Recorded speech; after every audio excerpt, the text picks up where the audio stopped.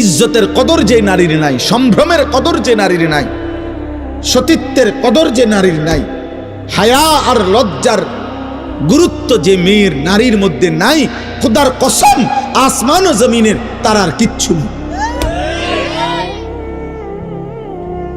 আল্লাহ তাআলা পুরুষের শরীরে পরিশ্রম করার অতিরিক্ত যোগ্যতা আল্লাহ সৃষ্টিগতভাবে পুরুষের শরীরে দিছেন, আর লজ্জা শরমের অতিরিক্ত যোগ্যতা সৃষ্টিগতভাবে আল্লাহ নারীর শরীরে দিছেন।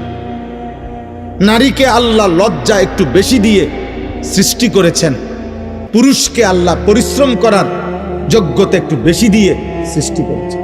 এজন্য পুরুষকে বলছেন বাহির সামলাও, নারীকে বলছেন ঘর সামলাও। এটা জুলুম না, এটা বন্টন, এটা ইনসাফ, এটাই যৌক্তিক। এই পৃথিবীতে সব জায়গায়